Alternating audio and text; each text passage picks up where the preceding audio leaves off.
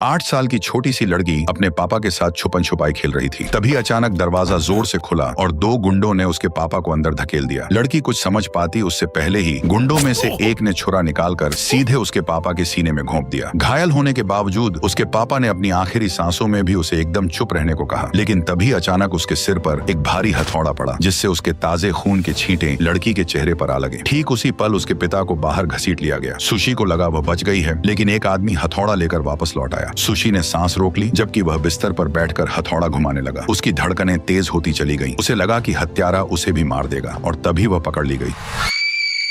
पर उस आदमी ने उसे मारा नहीं, बल्कि एक बूढ़े को बेच दिया। जैसे ही बूढ़ा अपने कपड़े उतारकर उसके साथ कुछ घिनौना करने वाला था, तभी एक अजनबी अंदर घुसा और उसने उसे नीचे गिरा दिया। झड़प के दौरान बंदूक सुशी के पास गिर गई। मौका देखकर सुशी ने बंदूक उठाई और पीछे से आने वाले साथी को मार गिराया। उस दिन दोनों ने एक दूसरे की जान बचाई। जो लड़की को बचाने आया था उसका नाम आशांग था और वह यानबियन गैंग का लीडर था। सुशी ने आशांग से अपने पापा का बदला लेने के लिए खुद को एक प्रोफेशनल हत्यारा बनाने की गुजारिश की। इसलिए आशांग ने उसे एक भगोड़े के साथ गन असेंबलिंग मुकाबले में डाल दिया। शर्त थी कि सुशी पहले बंदूक जोड़कर सामने वाले को गोली मारे, लेकिन उसे उम्मीद नहीं थी कि सुशी 10 सेकंड में बंदूक जोड़ लेगी। सुशी ने निशाना साधा, लेकिन मासूमियत के कारण ट्रिगर नहीं दबा पाई। यह देखकर उस आदमी ने रफ्तार बढ़ाई और सुशी पर निशाना साध लिया, लेकिन उसी वक्त आशांग ने उसे गोली मार दी।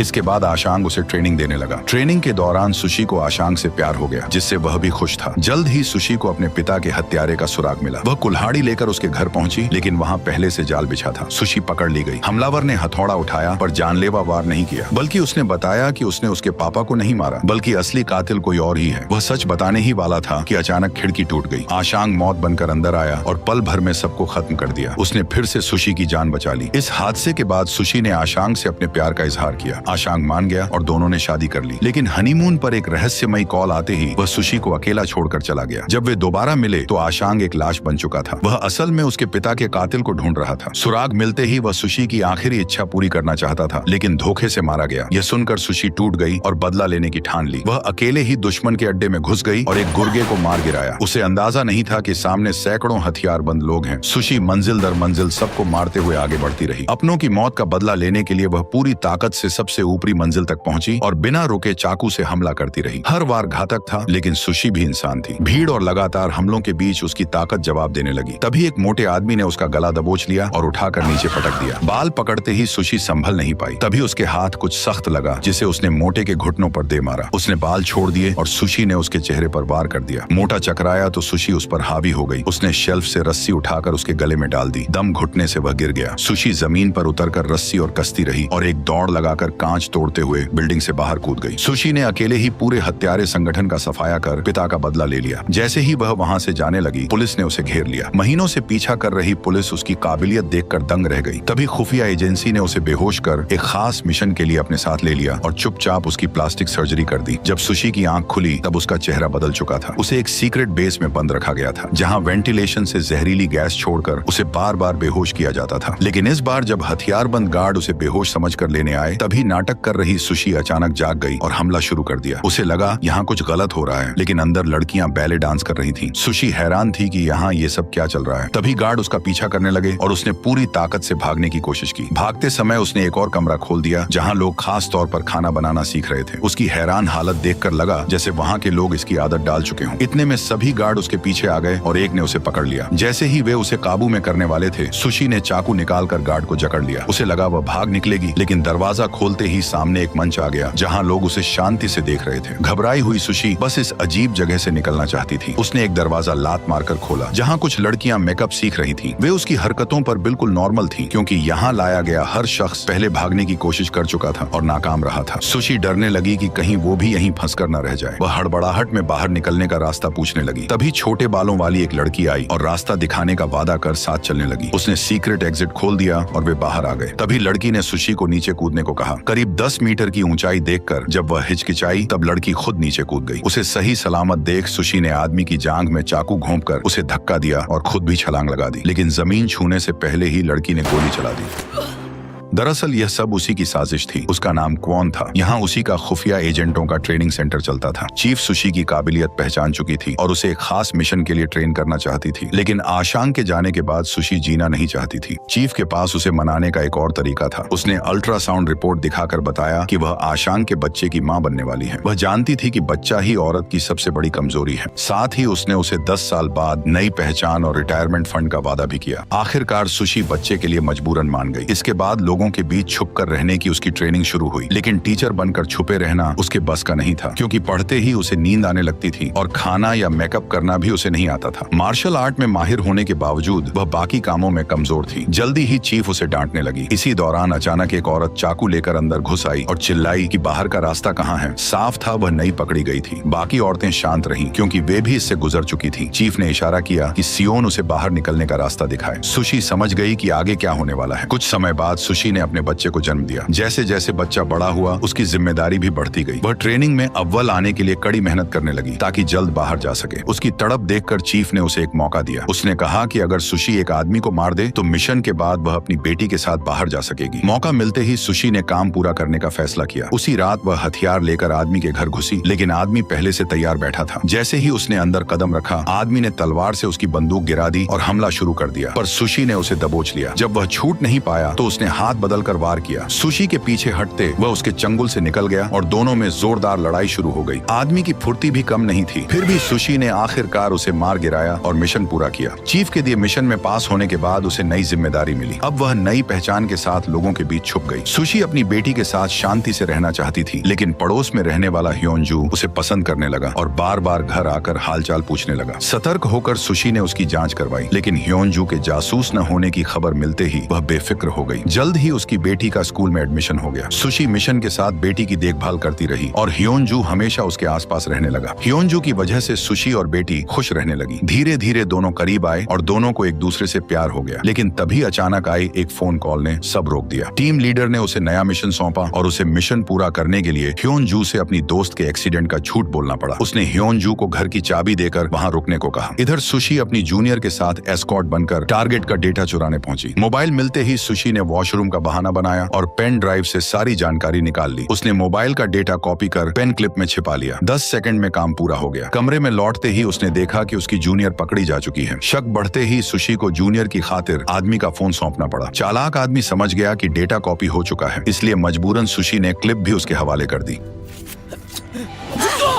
अचानक चारों के बीच खतरनाक लड़ाई छिड़ गई। सुशी ने पलटवार कर पेन ड्राइव वापस ले ली, लेकिन उसकी जूनियर बुरी तरह घायल हो गई। तभी चीफ सही समय पर वहां पहुंची। सुशी ने तुरंत जूनियर को अस्पताल ले जाने को कहा, पर चीफ ने उसकी बात अनसुनी कर दी। मिंजू मर जाएगी, हॉस्पिटल ले चलो वरना मर तो जाएगी। क्या करूं मैं?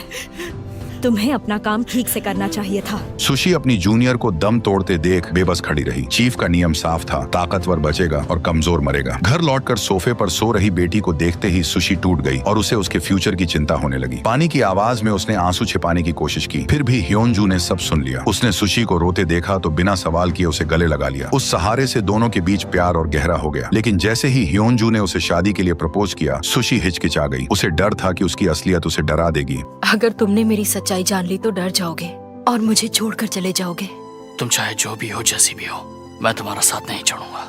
मैं हमेशा तुम्हारे साथ रहूंगा। आखिर में वह पिघल गई और चीफ से ह्योनजू से शादी की परमिशन मांगी। सुशी ह्योनजू को पसंद करती थी और चाहती थी कि उसके बाद उसकी बेटी सुरक्षित रहे। चीफ मान गई, पर शर्त रखी कि शादी की लोकेशन और मेहमान वहीं तय करेगी। लेकिन उसने वार्निंग दी कि सुशी को हर ऑर्डर मानना होगा और 10 साल बाद उसे आजादी मिलेगी। सुशी ने खुशी खुशी ह्योनजू को यह खबर दी। ये सुनकर वो भी खुश हो गया, लेकिन तभी असली सच्चाई सामने आई कि ह्योनजू खुद चीफ का एजेंट है, जिसे सुशी की निगरानी पर लगाया गया था। बेस में उसके आने के दिन से ही वह उस पर नजर रख रहा था। उनके बीच हुआ प्यार भी चीफ की सोची समझी चाल थी, ताकि सुशी पर हर पल नजर रखी जा सके। इस सच्चाई से अनजान सुशी शादी का इंतजार करती रही, मगर शादी से 10 मिनट पहले चीफ ने उसे नया मिशन सौंप दिया। यह मिशन पहले से तय था और लोकेशन भी उसी वजह से चुनी गई थी। सही समय पर सुशी को सारे हथियार मिल गए और उसने मौका मिलते ही टारगेट पर निशाना साध लिया। सफेद स्नाइपर राइफल थामे वह और भी खूबसूरत लग रही थी। उसने ट्रिगर दबाने से पहले चेहरा देखा, लेकिन गोली चलते ही वह बुरी तरह घबरा गई। गोली चश्मे से जा टकराई। गार्ड गार्ड्स ने आदमी को तुरंत घेर लिया। संभल कर उसने दूसरी गोली चलाई जो सीधे बॉडीगार्ड्स को जा लगी। अब उसने टारगेट को साफ देखा और वह उसका मरा हुआ हंसबैंड आशांग निकला। सुशी सन्न रह गई। तभी दरवाजे पर दस्तक हुई और उसे शादी के लिए बाहर बुलाया गया। वह तुरंत बंदूक छिपाकर चुपचाप बाहर निकल गई। अपने मरे हुए हंसबैंड को जिंदा देख उसका दिमाग सुन्न पड़ गया, क्योंकि अगर वह जिंदा था तो इतने सालों से कहां छिपा था। उसे अपनी आंखों पर विश्वास नहीं हो रहा था, लेकिन वह कुछ नहीं कर सकती थी। मजबूरी में सुशी ने ह्योनजू से शादी कर ली। जल्द ही आशांग ने स्नाइपर पोजीशन तलाश कर फुटेज निकलवाई, जिसमें सिर्फ सुशी बाथरूम जाती दिखी। थोड़ी छानबीन के बाद उसे पता चला कि सभी मेहमान किराए के थे। अब उसे पूरी साजिश समझ आ गई। सच जानने के लिए वह सुशी का स्टेज शो देखने पहुंचा। शो खत्म होते ही वह उससे मिला। चेहरा बदला हुआ था, लेकिन आंखें वही थीं। वो बस उसकी पहचान करना चाहता था। आशांग ने झूठ कहा कि वह उसका फैन है, पर सुशी ने उसे तुरंत जाने को कहा। अगले ही पल आशांग ने पिस्तौल उस पर तान दी। भले ही वह उसकी वाइफ रही हो, पर वह अब कोई खतरा मोल नहीं ले सकता था। सुशी ने इतने घुमा फिराकर बातें की कि आशांग को यकीन हो गया कि ये वह लड़की नहीं थी जिसे वह ढूंढ रहा था। वह तुरंत मुड़कर चला गया। उसी समय ह्योनजू ने सुशी और आशांग की मुलाकात की खबर चीफ तक पहुंचा दी। उनकी बातचीत आशांग के आदमियों ने भी सुन ली। जल्द ही चीफ ने सुशी से पूछताछ शुरू की और चेतावनी दी कि उसे आज रात ही आशांग को खत्म करना होगा। ह्योनजू के साथ रहने के लिए सुशी को यह ऑर्डर मानना पड़ा। तभी उसे फूलों के साथ एक कार्ड और यूएसबी मिली। सुशी खुफिया नजरों से बचते हुए कैफे में यूएसबी चलाई। उसमें ह्योनजू और चीफ की बातचीत रिकॉर्ड थी। उसे ऐसी गलती करनी ही नहीं चाहिए थी।